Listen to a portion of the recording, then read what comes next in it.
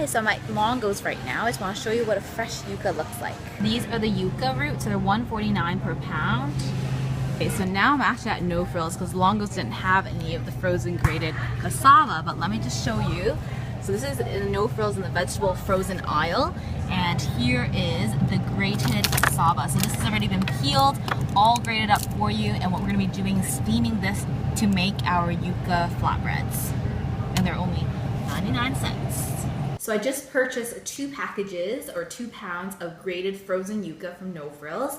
So this is actually a lot more economical because again, 99 cents for a pound as opposed to $1.49. Plus it's already been all peeled and it's just a lot easier to work with. What we're gonna be doing is steaming these now. So I'm gonna be cutting each package. Okay, so I'm just opening it. And the ingredient is just pure grated cassava and a little bit of water in here, and that's it. So I'm gonna do the same with this other package. You can defrost it ahead of time and then steam it.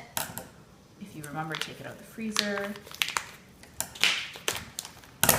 So if you did use fresh cassava, you have to boil it and then blend it. And I've tried doing that in my Vitamix and it was a really, really big mess. So now we're gonna put this into the steamer. So this is the grated cassava now in the steamer. We're gonna steam it for about 20 minutes until it's completely defrosted and it'll become a really sticky mass, in which then we'll take it out and let it cool before we roll it out into a dough.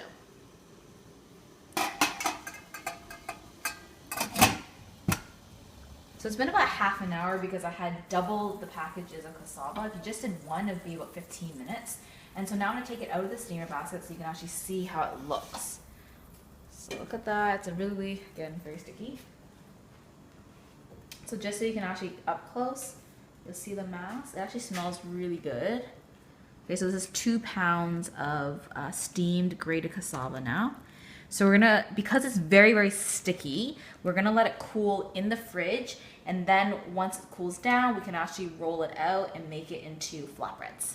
So this is the chilled cassava dough. So you can leave it in there for about an hour in the fridge just so it gets a little bit cool and less sticky. And I'm also right now just preheating my iron skillet so it's ready when I'm done rolling out my first dough.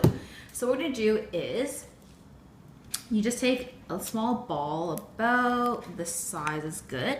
Now you can see it's still slightly sticky, so what we're gonna do is just take a little bit of tapioca starch, which is basically cassava root, but just the starch element, and we're just gonna sprinkle on some of the starch right over it, and also on our rolling pin.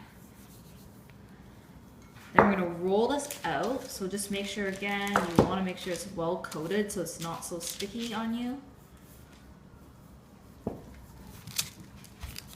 So once you get it quite thin, as you can see, it's ready to put on the hot pan. So it's already preheating, so I'm gonna go on over and heat it. It has a little bit of oil in it already. So I'm gonna put on the flatbread right on top, and you're gonna cook it for about 3 minutes on either side. It's really hot and you can kind of see it's kind of coming off of the pan. So it's ready to flip. So we're gonna do that for another 2 to 3 minutes until it's nice and crispy, and then we'll take it off and let it cool. Just making my flatbreads, and I want to show you 3 different flavors you can try. This one's a chicken pesto. This is a Asian or Chinese chive pancake. And last but not least, I did a sweet variation, which has brown sugar. And I'm just gonna finish it off with a squeeze of lemon, just like a beaver tail. And let's just give it a try. Oh my gosh, the sugar just gives a nice crunch. It's crispy on the outside, but chewy on the inside. Enjoy this gluten-free cassava bread.